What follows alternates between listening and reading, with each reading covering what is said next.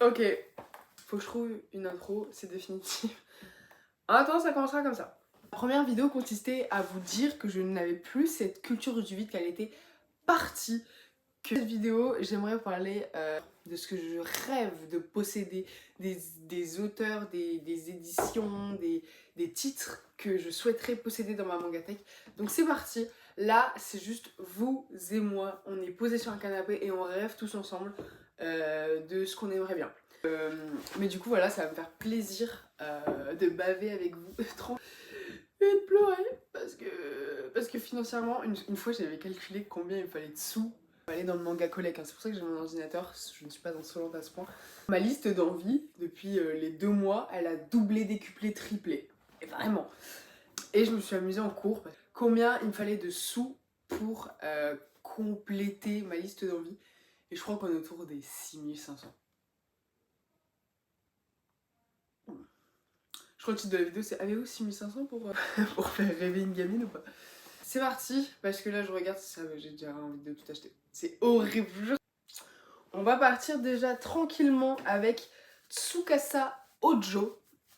Donc là je vais parler clairement de l'auteur de City Hunter. Pourquoi? Parce que une youtubeuse manga, je crois que c'est Sélection Manga, m'a trop donné envie de découvrir City Hunter. Elle m'a trop hypé sur cette œuvre et ça a l'air d'être trop ma cam. Donc voilà, donc on parle de City Hunter du coup. Cat Eyes surtout. Ce sont les deux œuvres qui me chauffent le plus chez cet auteur, j'avoue. Et Angel Heart. Voilà, donc dans cet auteur, on est plus sur 4 œuvres qui me chauffent beaucoup. Après, tout me chauffe pas. En fait, ça a l'air d'être tellement vintage, tout ça. Cat Eyes, le speech, il me chauffe trop. Le fait que ce soit des cambrioleuses. L'édition est très jolie en plus, la nouvelle édition que Panini a fait. L'auteur n'a pas fait d'autres œuvres, mais cette œuvre m'intéresse beaucoup. Je ne sais pas de quoi ça parle, je ne peux même pas vous le dire. Juste, elle m'intrigue, c'est Boys Abyss. L'édition m'intrigue beaucoup, le manga m'intrigue beaucoup. Donc si vous avez des informations, j'allais parler d'une œuvre, mais je pense que c'est l'auteur entier qui m'intrigue. Mitsuru Adachi, l'auteur de Katsu, de H2, ouais, de H2. Et qu'est-ce qu'il a de Mix, de Touch. C'est les œuvres que je connais le plus de lui. Katsu, dès que je trouve, je vous jure sur Vinted, le lot de cette édition, parce qu'elle est bientôt finie, elle est éditée en 8 tomes. Dès que je trouve le lot sur Vinted, sachez qu'il sera à moi. Et j'avoue que Katsu, ça, c'est trop ma vibe encore une fois. Genre à chaque fois que je cite les œuvres et que je dis c'est ma vibe, bah si vous prenez chaque œuvre où j'ai dit ça, bah vous voyez hein, le style de manga que j'aime. De toute façon ça se voit déjà, je pense. Donc Katsu c'est ma vibe. Après on a Boken Shonen, celui-là je le possède déjà, donc j'ai hâte de le lire et vraiment de voir si j'aime la patte de l'auteur pour de vrai. Mais en lisant, du coup j'ai peur de lire Boken Shonen et de kiffer et du coup de vouloir lire l'intégralité. Après on a H2. Bon H2 celui qu'il trouve d'occasion à un prix dérisoire, bah franchement t'es joué au loto. Et après Touch, ça c'est pareil, je m'étais pas intéressée non plus à Touch, mais il y a quelqu'un qui en a parlé en disant que c'était mieux que H2 ou que c'était Touch était aussi à lire, donc j'avoue que je kiffe. Et en fait j'aime bien cette ambiance sport, cette ambiance compétition un peu à la Olivier Tom. J'ai vu dans mon idéal de comment l'œuvre doit paraître dans ma tête, parce que je les ai pas encore découverts. Donc là c'est à vous, ceux qui me regardent, de vous dire non Roman, alors attends. Sois pas bête, ça parle de ça va pas du tout de ça. Et à chaque fois aussi de me dire, mais ouais, moi je l'ai lu, franchement je te le conseille, je comprends pourquoi il t'intrigue, tout ça. Dans les commentaires, les œuvres que vous me conseillez le plus, des œuvres où vous dites non Roman, ça c'est pas ça, mais c'est ça, mais il est tout aussi bien.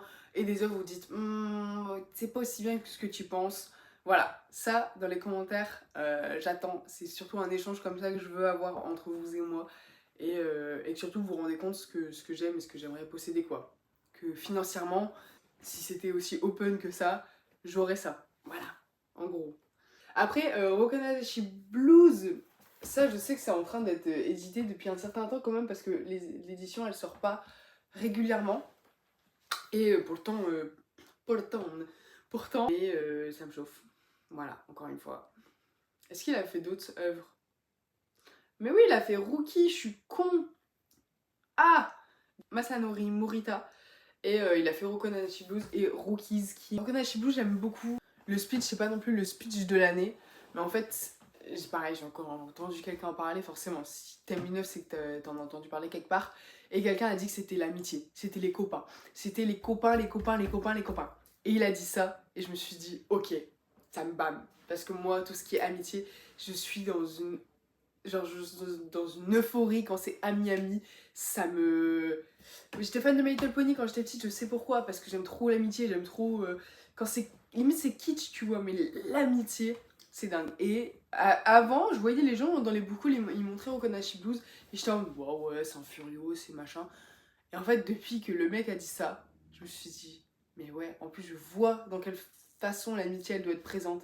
Et je me dis, ça doit être dingue. Petite parenthèse, j'aime bien Tokyo Revenger parce que c'est les copains. Parce que c'est tout un gang, parce qu'ils se soutiennent, parce qu'ils sont là pour quand un mec qui se fait bastonner, il y a tout le gang qui arrive. Et je pense que c'est. Et ça m'a fait un déclic. Et c'est pour ça que je kiffe Tokyo Revenger parce que j'aime trop le fait que tout le monde est soudé, genre. Voilà, c'est tout pour moi. On a, alors ça, bon, c'est new gen, c'est, voilà, mais, bon, les covers, elles sont dingues, hein. Voilà, on a Bucket List of the Dead. Les covers sont géniales. Génial. Une cover. Même le speech, parce que j'ai regardé l'animé, l'animé est sympa, l'animé est cool. J'ai regardé les 2 premiers épisodes, hein, parce que j'ai du mal à regarder des animés. Mais l'anime est cool et le speech c'est vraiment un Walking Dead quoi. Enfin, je pense que c'est vraiment une invasion de zombies et je l'ai jamais feuilleté le manga et c'est bête de ma part parce que du coup je le veux et en même temps je le veux pas parce que je l'ai pas feuilleté, je sais pas comment sont les dessins. Je me demande en ayant regardé le premier épisode comment ils en sont au tome 14. Voilà, je me demande où ça va, genre les zombies ils sont là depuis combien de temps. Ça, je pense que ça tourne un peu comme un Alice in Borderland dans le sens où tu vois les gens faire encore des trucs alors qu'il n'y a plus rien sur Terre. Je veux pas faire un hors-sujet total, mais c'est pas grave. Est-ce que l'auteur a fait d'autres œuvres? Oui. Ben voilà. Oh, mais je suis mais devin. Je vous jure, j'ai pas regardé sans bucket list. Un des auteurs de Sans bucket list, c'est Alice in Borderland. Voilà, bah je l'ai senti. Oh, j'ai un instinct, je vous jure. Je suis trop forte, je suis trop contente. Je suis trop contente parce que du coup, ce que j'ai dit avant, c'est pas des conneries et je veux pas devoir cut au montage. Bah ouais, vous savez, la magie du montage. C'est un truc de ouf. Parfois, je m'écoute monter les vidéos et je me dis, mais Rowan, tu l'as répété 2 fois, t'es débile. Alors que la première fois, elle était bien, tu vois. Bon, bref. Oui.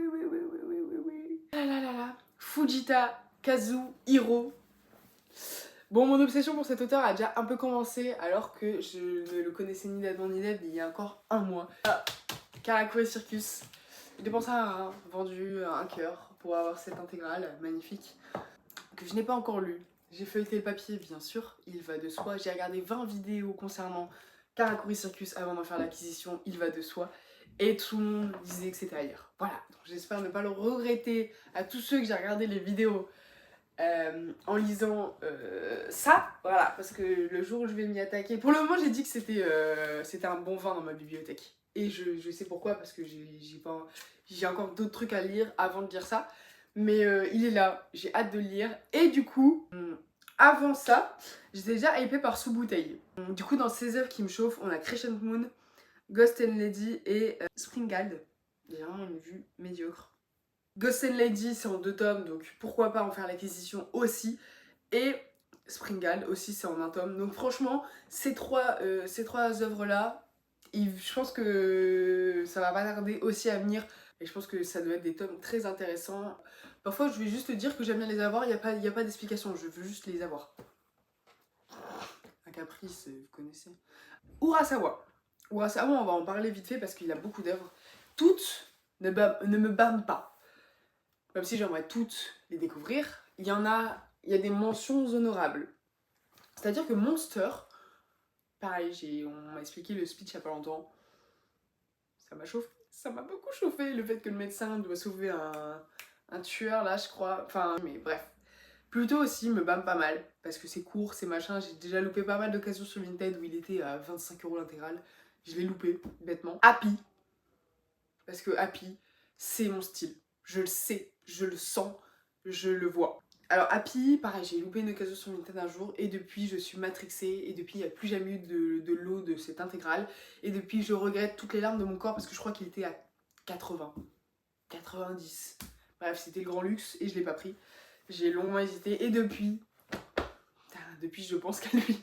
Donc on est sur du tennis, on est avec la patte d'Urasawa. Apparemment c'est assez lent. C'est vraiment slice of life. Je veux pas dire de conneries, mais tout est que pique-nique douille dans cette vidéo, mais c'est pas grave. Et je sais pas, Happy, je sens que ça peut me plaire.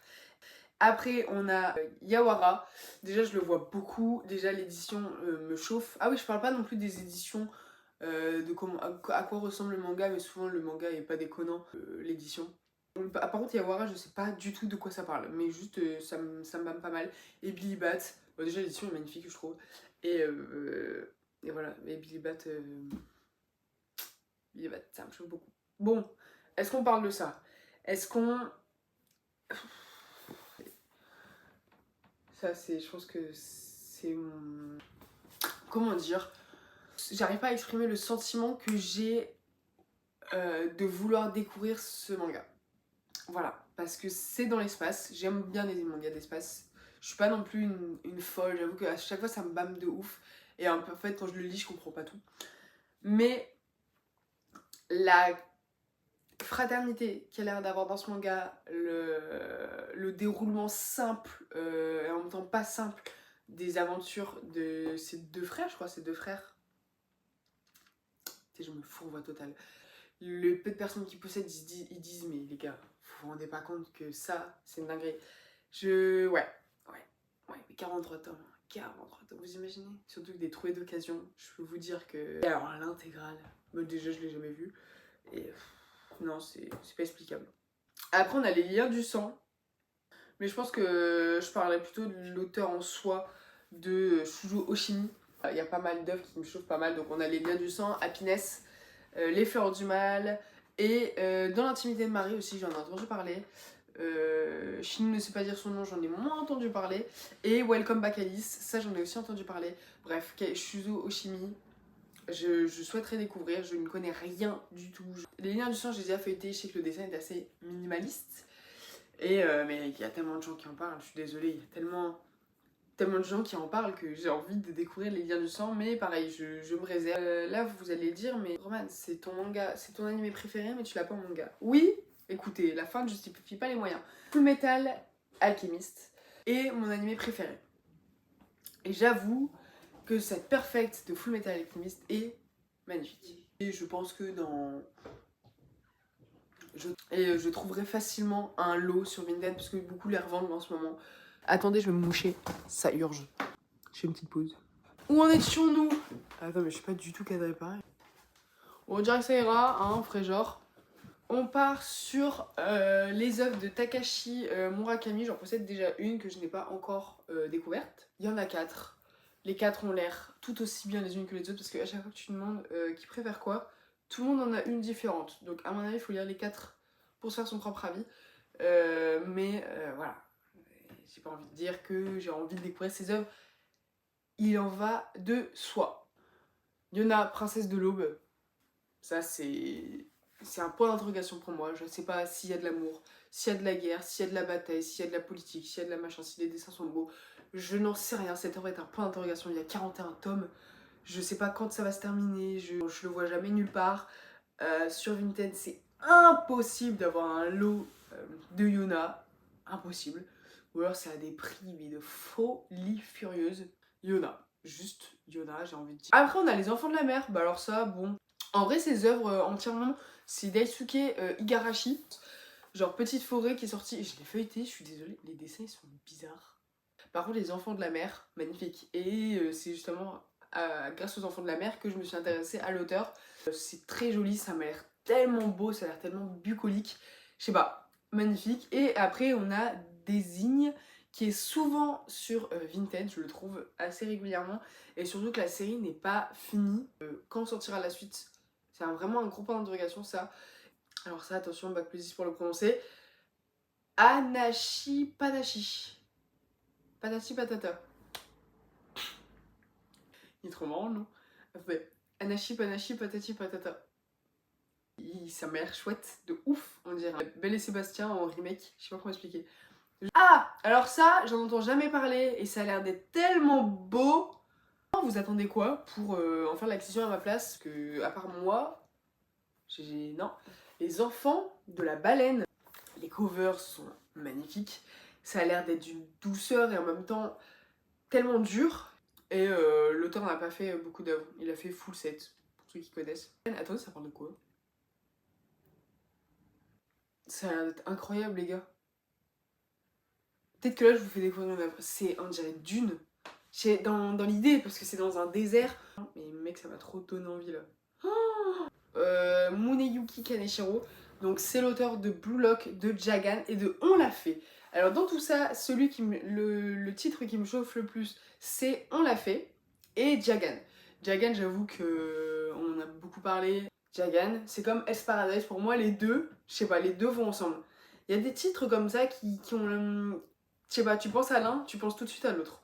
Bref, bah moi Jagan, je pensais à ça avec Hell's Paradise. Donc j'ai trouvé Hell's Paradise à un prix dérisoire. J'attends de trouver Jagan, pareil, un intégral à un prix dérisoire sur Vinted. J'attends la bonne offre et je l'aurai en ma possession. Et On l'a fait, pareil, ça a l'air d'être une œuvre hyper intéressante. Ça me bâme. Ça me bâme beaucoup. Bim bam boum. Ah, la fameuse. Escale à Yokohama. Alors là, j'ai eu des goûts, des couleurs de tout le monde vis-à-vis de ce titre. On m'a dit que c'était un slice of life. Mais un slice of life. Vraiment très très lent.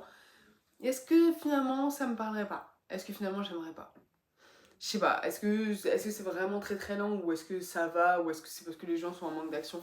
Je sais pas. Mais voilà, Escale à Yokohama, je sais pas, ça a l'air d'être tellement doux, d'être tellement mignon que ça me bâme. Voilà, j'ai rien d'autre à dire. Parfois, je vais pas en dire plus parce que c'est dommage. La fameuse Kazuo Kamimura, ici présente. Je présente mademoiselle, qui a fait des œuvres qui m'ont l'air toutes plus douces, plus divines les unes que les autres. Bref, j'aurais pu faire l'acquisition d'œuvres de cette dame, mais je me suis dit que j'allais attendre, que ces œuvres elles seront toujours présentes. Il fallait pas que je me précipite pour avoir l'intégralité, que je pouvais attendre, parce que c'est vraiment une personne que j'aimerais découvrir. Edogawa Rampo, Les Fleurs du Mal, of course. 13 nuits de vengeance, bien sûr. Club des divorcés, alors celui-là j'en ai entendu beaucoup parler par une fille qui m'a beaucoup donné envie. Lady Snowblood, évidemment, je trouve que c'est en 3 tomes ou alors t'as l'intégrale comme ça, magnifique. Et Le Fleuve Shinano, et après il y a d'autres mentions, 13 œuvres, ok, donc en soi j'aimerais bien toutes les posséder, mais là je dis celle qui me bâme le plus, bah voilà, la patte artistique me donne envie. Ah, alors là on a Beck. Ouh, je remontre, je pense que je sais pas si. En fait, j'ai tellement aimé Blue Giant. Je sais que c'est pas au même niveau que Blue Giant, mais l'ambiance groupe de musique, il me semble qu'il y a une petite romance dedans. Je sais pas, pareil, ça a l'air d'être tellement cosy, slice of life, prenant, tu suis le gars, t'es à fond dans sa vie, genre tu commences à le connaître par cœur parce que t'as lu, je sais pas, t'as lu 12 tomes de lui qui s'entraîne à la basse. Je me fourvoie peut-être totalement, mais pareil, Beck m'intrigue. Voilà. Oula, là on a du lourd. Q Ayashida, femme ou homme, je sais pas, je suis navrée, je ne connais pas ton sexe. Dark et Doro, qui n'a pas envie de les avoir dans sa mangata finalement. Je me rappelle quand j'étais jeune, je trouvais ça fun. Quand je commençais à découvrir les One Piece, les machins, tout ça, et que j'emmenais mes potes au Furet du Nord, je l'avais feuilleté parce que j'étais grave curieuse de l'édition.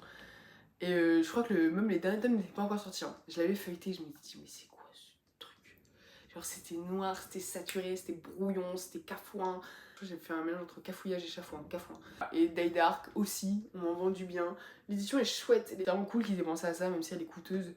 Et même Doro, c'est super cher. Enfin, ou pas. Qui ne souhaite pas les posséder, j'ai envie de dire. Bon, le grand, l'ultime, le beau, le précieux Vinland Saga par Makoto Yukimura. Je kiffe la mythologie, les vikings, le Moyen-Âge, tout ça. Ça n'a pas trop de sens avec la mythologie, mais tout dans cette optique-là, j'adore. Et alors, les vikings, tout ça, je kiffe. Vinland Saga, j'ai regardé l'anime comme beaucoup de gens, je pense. J'ai kiffé Thorfinn, Tatatouin et Tatatoué.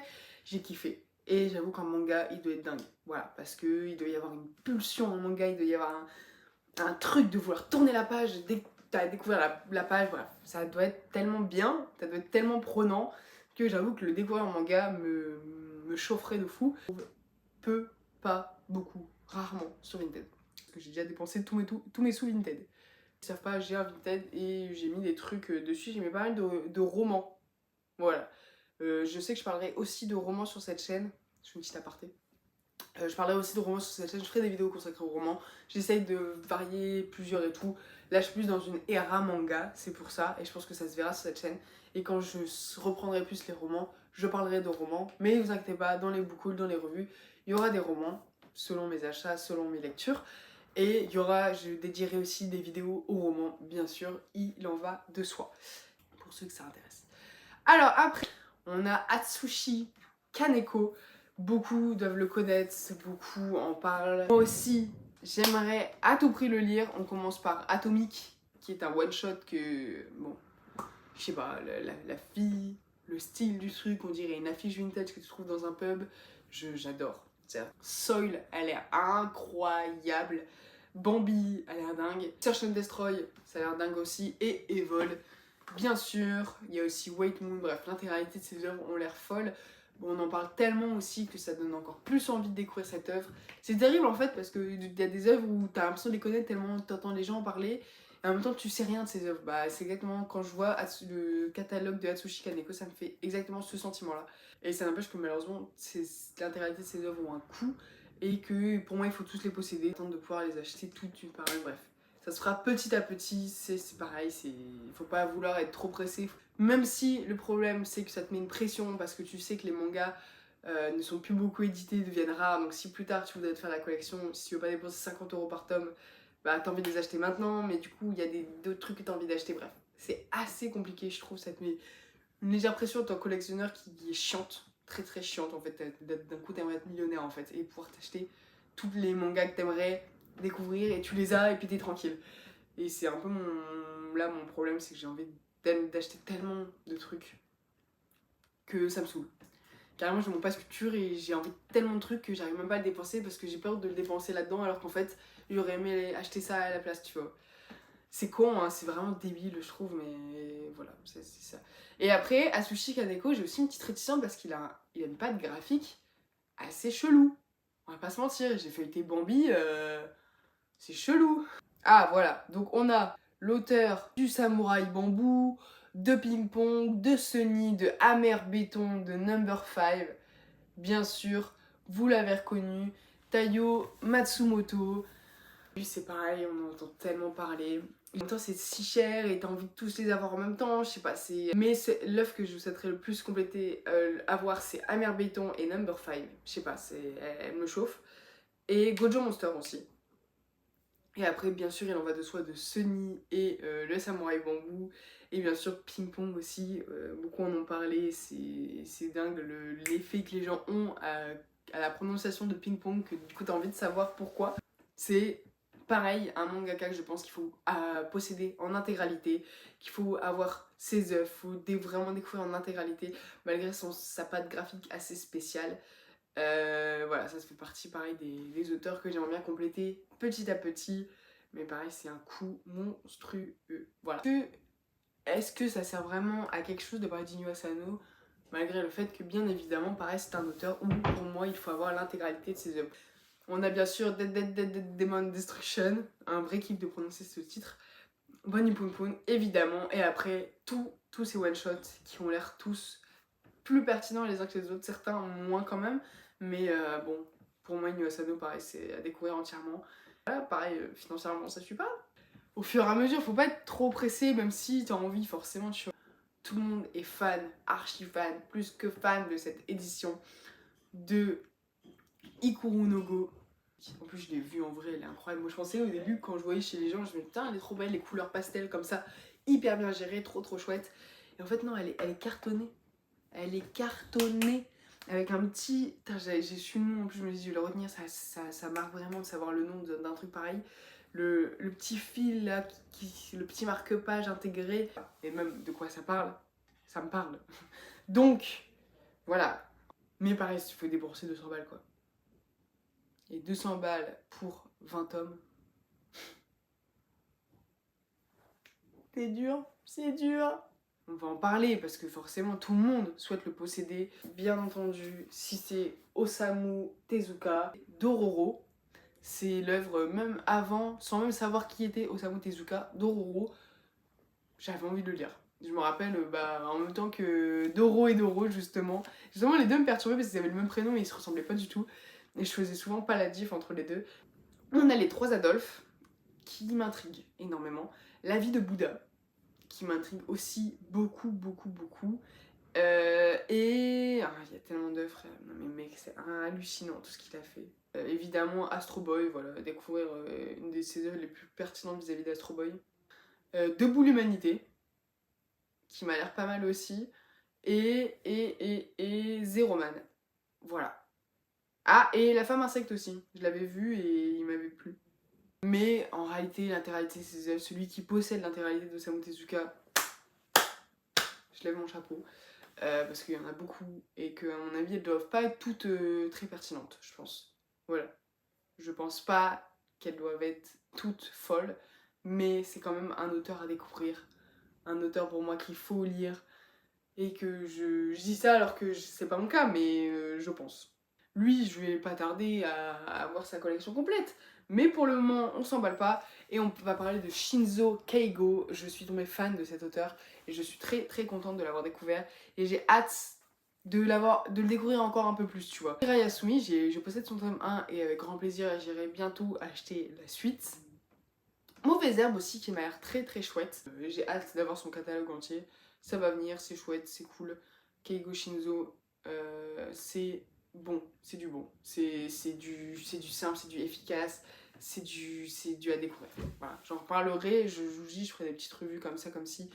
Mais je suis très contente d'avoir découvert. Et c'est en découvrant ce genre d'auteur comme ça que certains auteurs m'attirent d'autant plus. Voilà. Akira, évidemment. Non, je ne possède pas Akira. Bah ouais, c'est triste, je sais. Évidemment, évidemment. Alors lui, ça fait très longtemps que je le souhaite. Gantz, of course, évidemment. Je le veux, en même temps je le veux pas parce que c'est vraiment de la SF. Et je suis pas non plus une folle dingue de SF. Et justement, je le veux pour savoir si j'aime la SF. Je pense que vous avez compris ce que je voulais dire. Je suis un peu réticente à l'idée de l'avoir parce que déjà l'intégrale coûte une couleur très chère, donc on se détaille. Forcément, je suis curieuse quoi. Vous aurez une vidéo haul, book haul, et qu'est-ce que vous verrez en intégrale? Gantz, évidemment. Alors c'est ça qui est compliqué, c'est de savoir quoi acheter au bon moment en fait. Je ne parlerai pas forcément de Jiro Taniguchi parce qu'il y aura une vidéo dédiée à lui dans très peu de temps. Bref. On en reparle, vous inquiétez pas, je ne resterai pas discrète aussi longtemps vis-à-vis de cet auteur dont j'en suis tombée fall in love. J'attends une petite occasion à 30-40 euros dessus, même pas. On a Rainbow, tout simplement, j'ai pas envie de dire plus que le fait que pareil c'est une histoire de copains, de copains dans une prison. Faut être soudé, c'est dur, c'est critique, c'est machin, bref, voilà, Rainbow, ça m'a l'air d'être dingue, ça m'a l'air d'être culte, ça m'a l'air d'être à lire, et je souhaite le lire, évidemment. Dans la même tranche de Rainbow, voilà, quand je vous dis qu'il y a des mangas pour moi qui vont ensemble, Rainbow et Ikigami vont ensemble. Là, vous me dites, mais Roman, les deux n'ont rien à voir. Je sais, mais ils ont le même aspect, tu vois le manga, les deux se ressemblent, je sais pas, on dirait... Il y a des mangas, ils ont le même aura.